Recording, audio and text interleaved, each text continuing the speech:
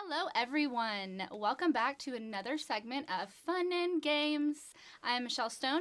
I'm Jenna Rose. And we are joined by one of our favorite female artists in the area. We've worked with her before. We love working with her and hanging out with her. You want to go ahead and introduce yourself to everyone? My name is Leilani Kilgore. Yeah, and so Leilani are you from here, Leilani? I'm not. I'm from California. California. So she's the same as our host, Jenna. She's from California as well. We're playing a new game today with Miss Leilani. We haven't played at Fun N Games. It's Kiss, Marry, Kill. I'm sure for those watching, you've probably played it, at a party or with some friends. But it's basically where you're given 3 choices, and you decide who you want to kiss, who you want to marry, and who you want to kill. Hypothetically, of course. We're not sending any death threats to anyone today. Not commissioning hitmen. Yeah. So we have a couple choices too. I've put us together Greek mythology characters, actors, musicians, Disney princesses. And we're going to let our artist Leilani pick our first group and see what she has to say. So go on, Leilani, pick out who you want to kiss, marry, kill. Is there 3 on each? Mm-hmm. Okay, cool. Yeah. So you just pick It's a one. very eclectic mix of genres you got going. Uh-huh. Okay. Ariel, Jasmine, and Cinderella. Yeah, Okay. so the Disney princesses. Okay. Am I going first? Yeah. Okay. It's a little tricky. I would say marry Jasmine because I feel like her parents would offer a pretty good dowry. Kiss Ariel because she's got a rockin' bod with some pretty hot red hair. Yeah. And honestly, I'd say kill Cinderella. Bless her, but it is what it That's is. a tragic You gotta story make a sacrifice. She's Yeah, given there, that's true. I mean. She got what she wanted. I think she's probably good. Yeah, I she's don't know. good. She fulfilled her fantasy. Yeah, there you go. So kind of tell us, how you got into music, Leilani. I know you play guitar and, you do a lot of cover work and you have original stuff you're working on. Tell everyone watching just who you are, your musical journey, and how you started playing music. So, wow, that's a lot of ground to cover. So I started playing guitar. I grew up an only child, and I think it really came down to jealousy. I heard my dad talking about like B.B. King and Stevie Ray Vaughan and like Jimi Hendrix, and I was like, gosh, I wish he'd talk about me like that. So I wanted a guitar. I was like, I want to be on that roster of people. And then when I saw a live performance of the Rolling Stones at Madison Square Garden, and I mean Keith Richards is such a badass. So I just as a kid I was like, wow, you can do that. You can like make a living at that. So I started with classical, and I hated it. I couldn't stand it. I was like, this is so not what I wanted to be doing. I want to be loud and aggressive. Like the first album I ever bought was American Idiot. I wanted to like do that. Yeah. So I didn't really know what to do with myself as a younger kid starting out learning music. I was doing pop punk. I was, trying to do the Warped Tour thing. I think in my head I thought that was a good idea. But I was fit. That's a fit. Yeah. That's appropriate. All right. I think R.I.P. everybody had that fantasy. Yeah. R.I.P. Warped Tour. Yeah, no By the way. kidding. Yeah, R.I.P. seriously. Was it 2019 they shut that down? I think so. Ugh. I didn't get Such to go to a, the last like- one. It was such a big part of like. Me too. Ugh. My Converse were signed by so many bands. Oh. That's awesome. Yeah. Yeah, they broke though. R.I.P. those as well. Yeah, see, I thought I wanted to do that. But then when I was 14, I attempted suicide, and I cut through my tendon in my left wrist. And I didn't think I was going to play guitar ever again. I couldn't play guitar for months. And I went to a blues festival with my parents and saw an artist named Joe Bonamassa. And his guitar solo made me cry. And I was like, oh my God, you can elicit emotions from people like that without even lyrics or just by playing an instrument. And so it got me back into playing. Started working really hard at that. Started working professionally doing covers. Did that for a while. Went to Berkeley for 2 years. Decided to take the cool kid route and drop out. Moved down here. And I've always written songs, but for some reason never knew how to overcome the fear of pursuing doing anything with them. Because when you're doing covers, it's a safety blanket of people know these songs and like them. So 2 weeks ago or 3 weeks ago was actually my first all-original show. So Wow. thanks to COVID, I stopped having the opportunity to do my usual job, which was being gone for 3 months at a time just playing covers on a cruise ship. And it was a steady paycheck. I got to travel. I knew what my job was. I was good at it. And it was a safety blanket. And when I lost that last year, I was like, okay, this is either the opportunity for me to pivot and finally go, break down why am I so scared of pursuing my own career, or just stick to what I know and watch the time go by and maybe never give it a chance. So that's the transition that I'm in the middle of now. I don't know if that answers your question. I'm pretty ADD and got a little lost in my own Absolutely. I think it does sentences, answer but the there you There's go. no right or wrong answer. So I want to kind of backtrack a little bit. So when you were 14, thank you. By the way, thank you so much for sharing something so vulnerable that you did. That's not, I know I personally went through a lot of stuff too when I was younger, which I don't feel comfortable talking about. So you even just coming out and saying that is so brave, and I appreciate you saying that. Of course. But it kind of really sounds like music saved your life. It did. Sense. It really did big And time. it motivated you and built you as a person. Yeah, I had undiagnosed depression. I had a chemical imbalance. Didn't know how to deal with it. Was self-harming really young, and just didn't have an outlet, a healthy outlet. And with not knowing what the issue was, not having a medication to treat it, it just led to just at some point, just a breaking point, and me just thinking, okay, so I'm gonna try this, and suddenly not having that outlet of expressing myself with a guitar, it was a really drastic change for me to suddenly not be able to realize all the things I'm hearing in my head or play a song that means a lot to me, because I think, as I'm sure you guys understand, even from an early age, you start to realize that music connects to you emotionally in ways that most other mediums can't. You know, it's just something about, I mean, honestly, I think even on a scientific level, just the pairing of certain frequencies will trigger synapses in your brain that elicit emotional responses. And I think that's such a beautiful thing to feel something as a result of a sound wave. So just growing up, I always appreciated music, and being able to get to the point where I could play the songs I loved and, you know, start to feel the meaning behind them and understand what made a minor chord sad or why did I love this chord progression. Having all that taken away from me because of my own stupidity and my own desperation to try to deal with something I didn't know how to deal with was a huge loss for me. And I thought I was going to have to switch career plans, and I didn't know what I was going to do with myself. I was in high school jazz band at the time, and one of the hardest conversations was telling my teacher I can't play because I have 17 stitches in my wrist. So picking the guitar back up and getting to pursue a genre that is so heavily based in just the human emotion did save my life. It gave me a reason to push forward and cope and recover and grow. I feel like there's so much to unpack there. I feel like it's so crazy how the brain, it works with smells. It's the same with smells and sounds. We can hear something or smell something and it takes you back to something. But to kind of, for what you said, it's crazy too, because being in that predicament, I imagine it was something where you were like, it was hard for you to share, because back in that time, it's not how it is now where there's like such a support system for people who are trying to kill themselves. Back then, people made fun of that, or people poked at that, or people were like, oh my God, you're so crazy, like you're so lame. And I actually wrote an article that's on my website that it's called The Courage It Takes to Commit Suicide. And it's about, because people are like, oh, you're a coward if you get to that point. And I'm like, people don't understand unless you've been to that point how much courage it took for you to get to that point. Right. Because you're the opposite of a coward. To have enough courage to say, I want to end my life, is very courageous to do. It's not you being a coward. It's you fronting up to something that most people would never have the balls to even do. You know, the people that have gone through with it, may they rest in peace. But it's like that took a lot of It's definitely a courage to step into misunderstanding, that. and there's It's a lot of misunderstanding misunderstanding emotion. around all of that stuff. Yeah. Yeah. And, you know, I still, like, something that took me a long time to get used to was, my shoulders are covered with scars, and I still have the marks on my wrist, and it took me a long time to be at peace with what I'd done to myself.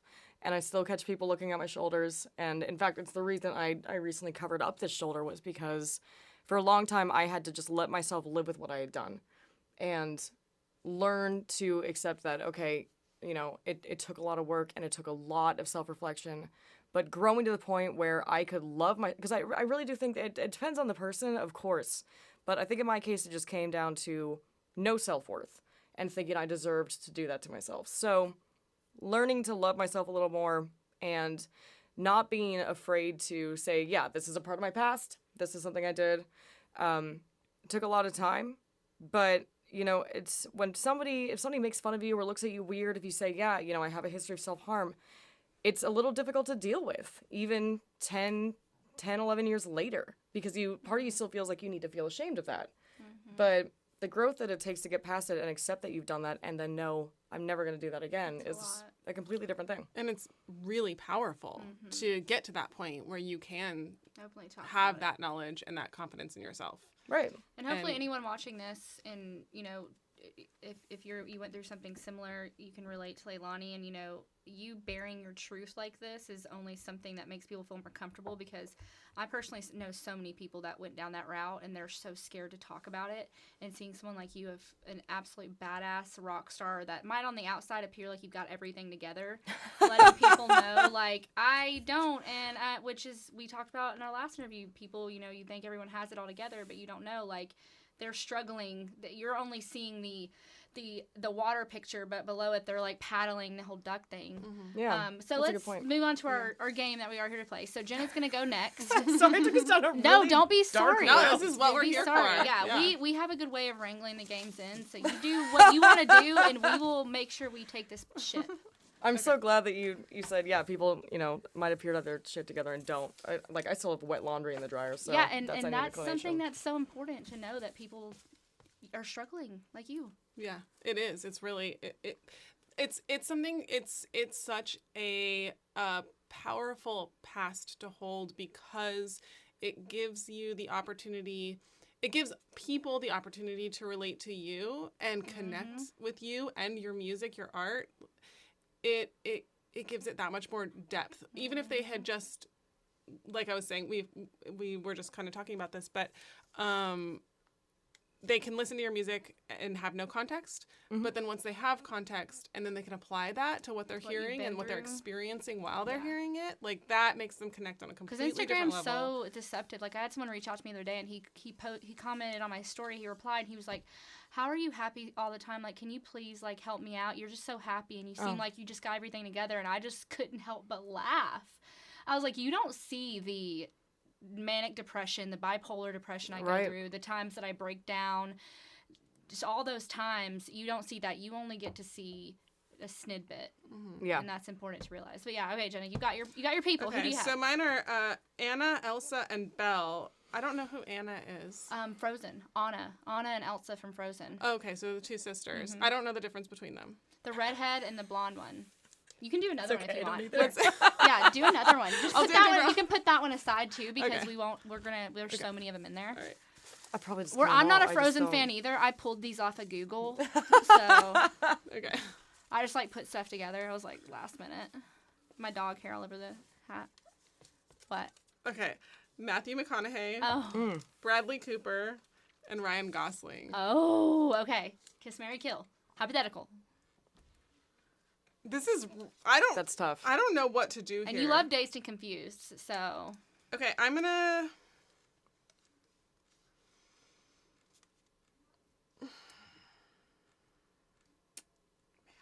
Okay, I think I'm gonna kiss Ryan Gosling, because I think that he would be a really. I'm just gonna base this all off of The Notebook. Okay. Fair enough. I like that. Because I feel like he would be a very passionate Kisser. kisser, right? Pick you up in the But air he or would something. also. Oh, maybe. I wouldn't want to marry him, because he's just that's toxicity all over the place. So kiss Ryan Gosling. I think that I would probably marry Bradley Cooper, because I don't know much about him, so I don't know what's wrong with him. Ooh, take our man's Matthew out. And I guess that means I'm killing. I don't want to kill Matthew McConaughey. All right. But that's what's left, so Phew. that's how that's gonna He's go. donezo. So, you know, Leilani, I know me and you talked about, we kind of touched base. You were wanting to talk about your covers and how the difference is. Can you go into people, because you do play at Kid Rocks, which you guys, you know, we'll have her socials linked when this airs. You can follow her and keep up with her performances. Tell us a little bit about your experience playing on Broadway and the difference between performing your original songs and your covers. Yeah, so I do Broadway shifts every night of the week, literally every night of the week. And when I'm not on Broadway, I am down in Mississippi performing that night. I will drive down the day of the show, play that day, the next day, and then drive up for my shift the next day. So I'm literally on stage every night of the week because of this original career thing. It's very expensive. So, but also, like, I will take a gig over a day off any day. And it's just such a joy to get to perform for people, especially after going through 2020, not being able to do it. It's something I was taking for granted. So, Broadway, I never thought I would do. I came to Nashville and, of course, was one of those, ignorant, highfalutin musicians who was like, oh, I'm never going to be on Broadway. Broadway saved my life last year. It really, when I was doing shifts last summer, the hardest thing was learning the country music. And I think that it's tough to really be able to convey passion for what you're playing if it's not something you like. I don't like country music for the most part. So that was a little tough for me. It was a learning curve, and it came down to me just needing to be good at my job, learning the parts even if I didn't want to, and putting on a great show. And it made me appreciate the art of entertaining somebody. So, because normally in my own shows, prior to the original stuff, I was doing mixes of blues covers and rock covers. And that's what I do now on Kid Rocks and Honky Tonk and all that. We still do classic rock covers, which is great for me because I actually really love doing that. I love getting to play heavy, awesome guitar riffy songs. It's like so my thing.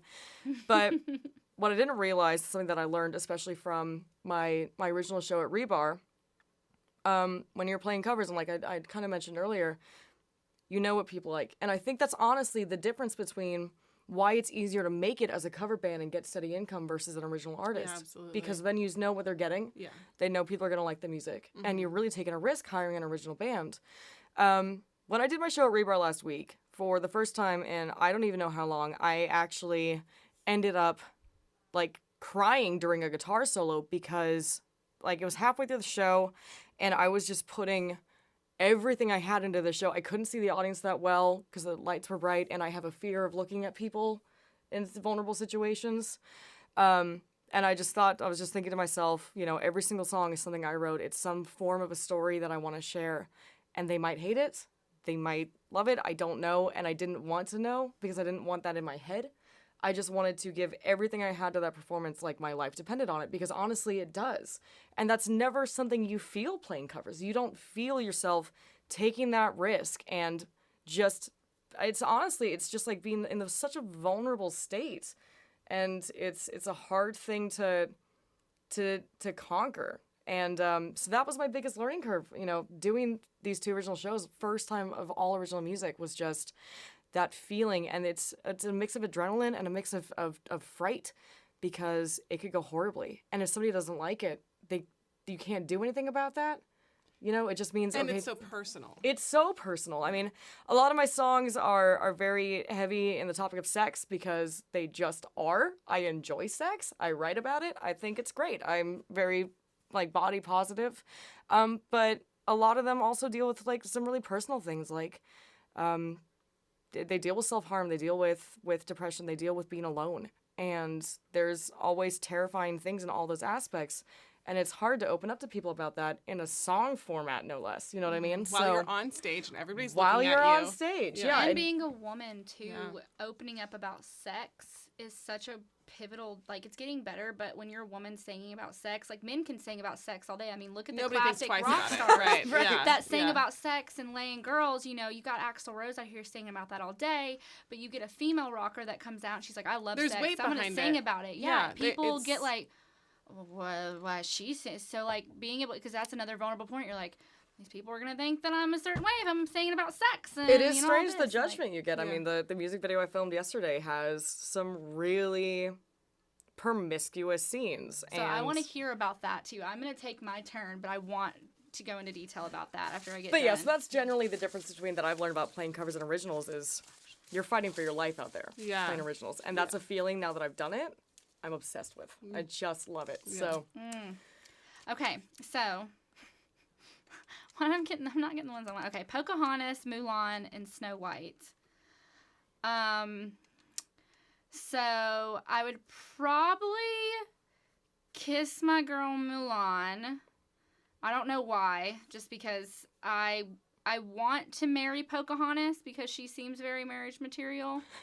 And I would def kill Snow White because, like, that's a no-brainer. Like, I knew that right when I looked. I was like, she's dying first. And then I said to Big Crow, I want to kiss and marry.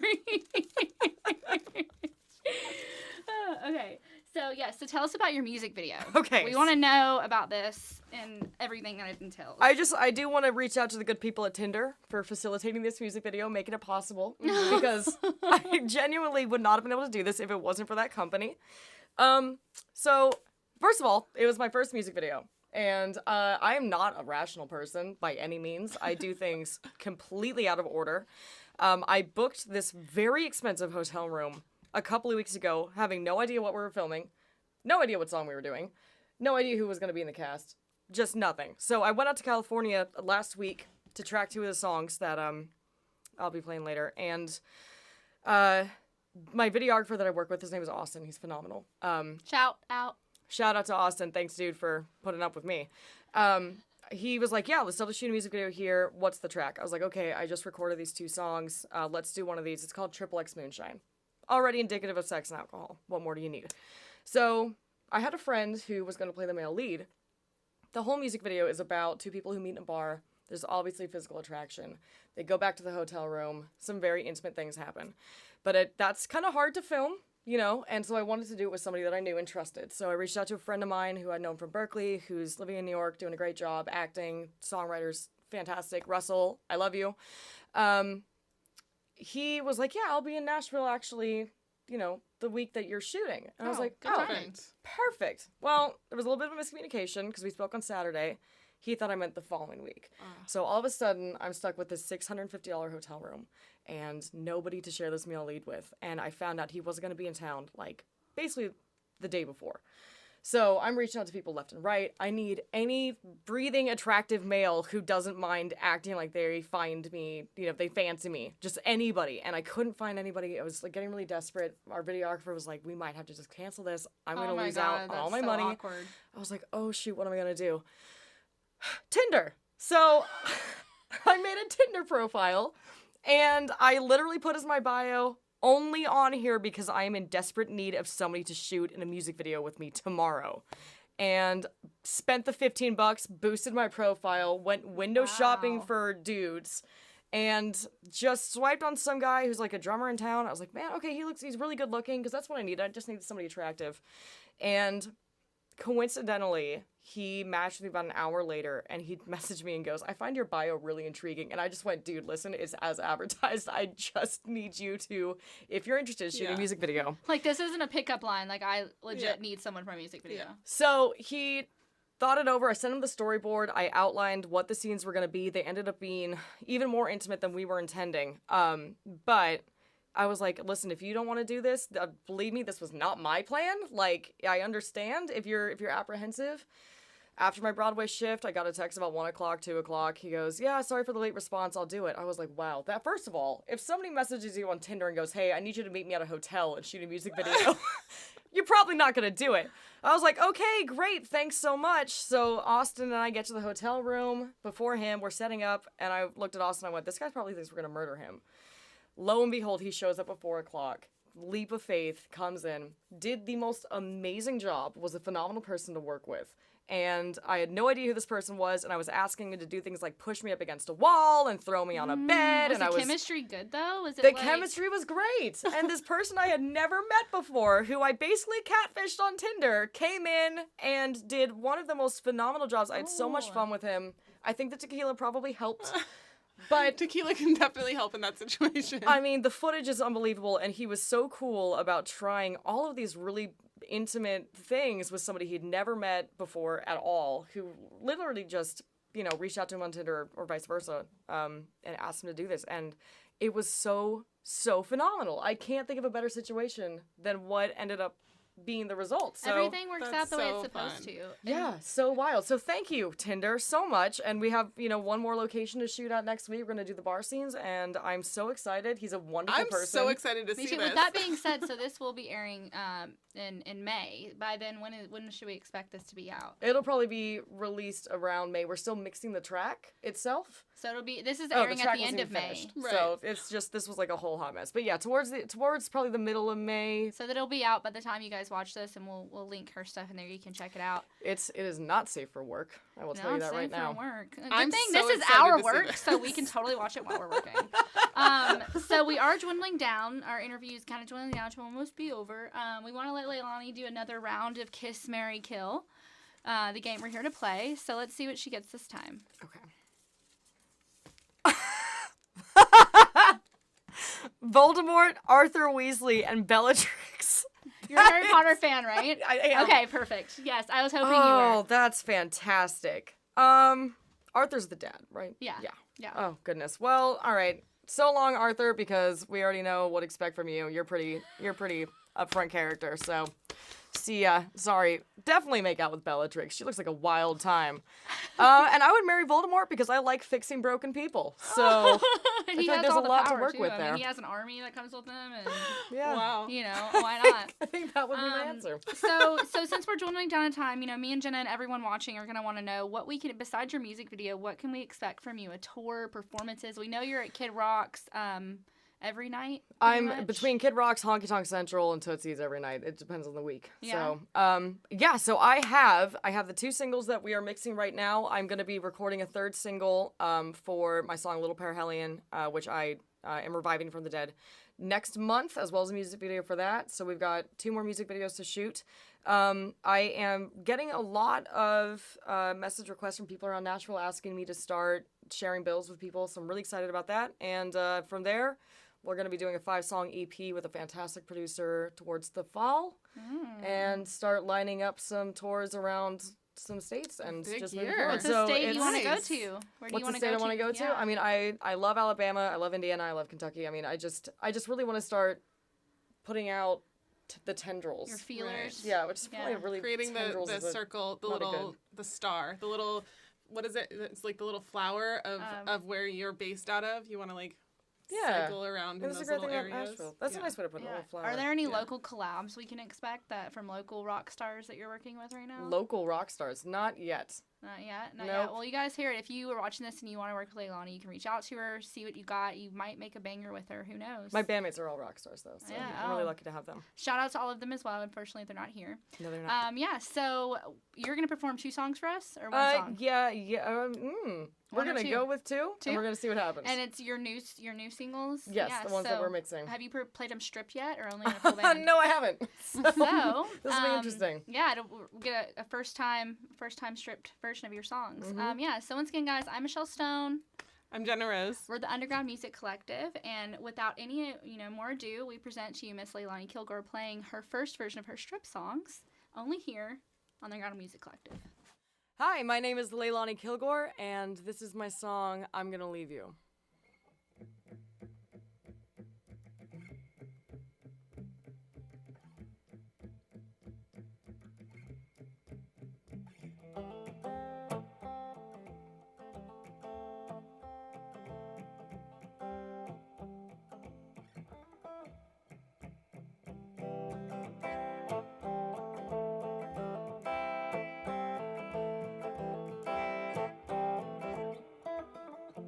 Let me start over.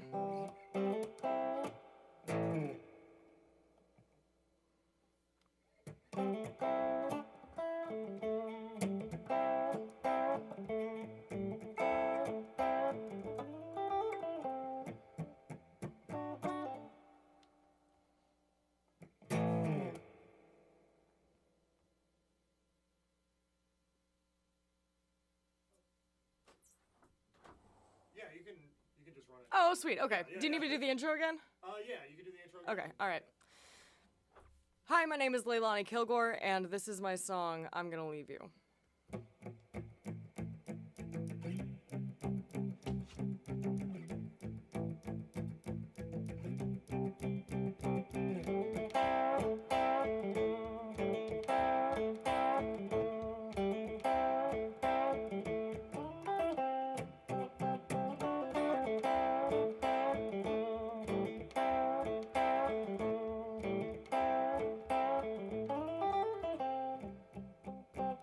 Yeah, I'll meet you out for drinks, and I'll talk to all your friends, and I'll ask about your day, let you spend the night again. You should know I'm gonna leave you. You should know I'm gonna leave you. I'll let you for me, darling. Run your fingers across my skin. Blast some music for the neighbors while we break my mattress in. You should know I'm gonna leave you. You should know I'm gonna leave you. Cause when it comes down to the wire, I'll just cut and run once more. Morning you'll wake up alone, an empty bed and an open door. I just don't have it in me to stick around to take this chance. I love the feeling of a first kiss. I won't let it be my last.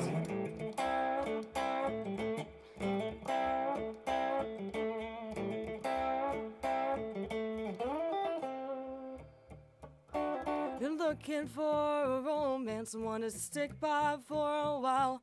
I've got damage I'm still fixing, I'm still phoning in this smile. Don't you ever say you love me, don't you ever make a vow. I won't fake any emotion or act like I can stick this out. Cause when it comes down to the wire, I'll just cut and run once more. The morning you'll wake up alone, empty bed and an open door. I just don't have it in me to stick around to take this chance. I love the feeling of a first kiss. I won't let it be my last.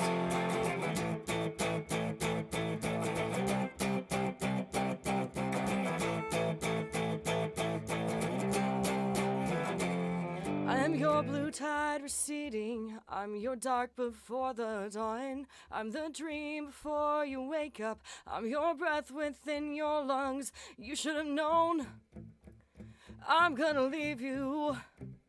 You should have known I'm gonna leave you. Cause when it comes down to the wire, I'll just cut and run once more. Morning you'll wake up alone, an empty bed and an open door. I just don't have it in me to stick around to take this chance. I love the feeling of a first kiss. I won't let it be my last.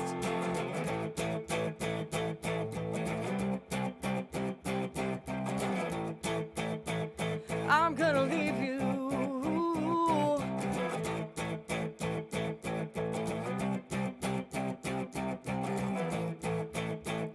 I'm gonna leave you.